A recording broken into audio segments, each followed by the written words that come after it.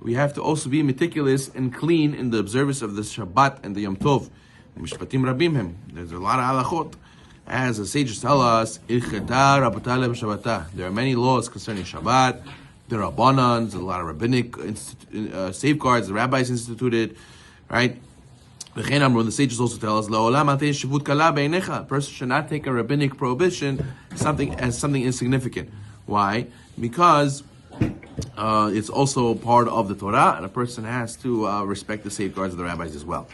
The details of the laws of Shabbat and Yom Tov, they have many different levels and many different details. A person has to become regular in them and to become learned in them. As Rabbi Yonatan Abishit says, a person who does not study the laws of Shabbat probably breaks Shabbat every Shabbat. Because if he does not know the laws, he most probably is doing something and he doesn't even realize the melacha, and he probably broke the Shabbat, because how would you ever know?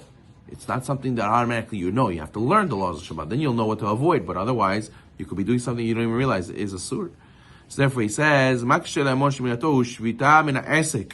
number one thing that is hard to separate from, says the Mesilat Yesharim, is from business matters.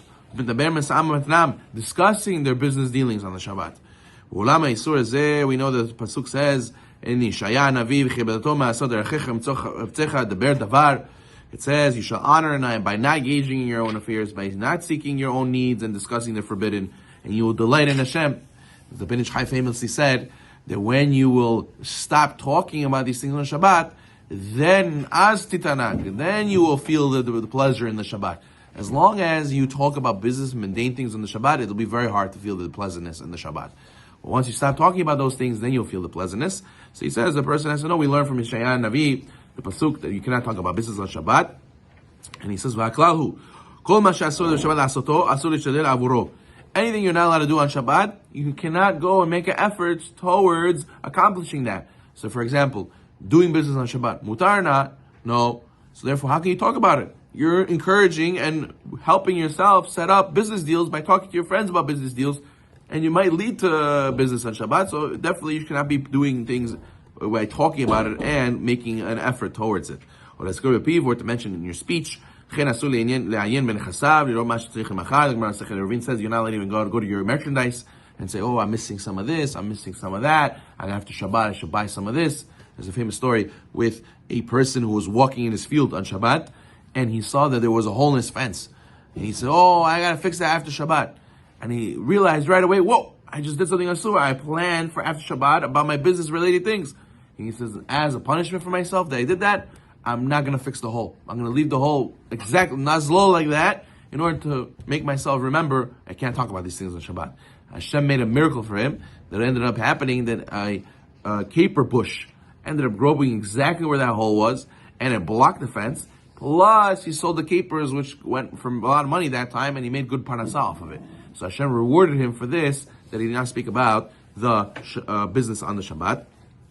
Or to go to the gates of the city towards the end of Shabbat, so he could be there right after the Shabbat. Right, he goes to the end of the city and hangs out there right before the end of Shabbat. So right after Shabbat, he can go and do whatever he needs to do. That's preparing for the Shabbat. Right? Or a person says on Shabbat, I will do such and such a thing tomorrow. Oh, I'm planning on going home and all these things during the Shabbat. He's planning about after Shabbat. A person has to guard himself from falling in these matters on the Shabbat. And therefore the sages tell us that the Zohar actually says that anything that a person plans on Shabbat has no bracha. It takes away the bracha, because in Shamayim, the angel that is in charge of the person's weekday activities is not the same angel as the one that's in charge of the Shabbat activities. When a person is planning on the Shabbat weekday stuff, in Shamayim they're meticulous and they take away the bracha from your weekday activities when you plan them on Shabbat. So therefore a person has to make sure not to go and involve the weekday with the Shabbats. Therefore a person has to make sure to speak proper things. If you don't have anything good to say, you know what's going to happen? You're going to say things that are asur. So therefore, if you talk about business a lot on Shabbat, you should find a lot of divrei Torah and songs and nice topics to speak to your family about and your friends, and try to avoid business, because if you don't know what to say, you're going to go back to what you usually do. And most of the time, people speak about business, speak about lashon hara, and you got to avoid that by having something prepared to say on the Shabbat. And definitely we should make time to learn the laws of Shabbat, because how will you guard the Shabbat if you don't even know what the laws are, if you don't even know what you need to guard yourself from? So therefore we should also to keep Shabbat kilchata.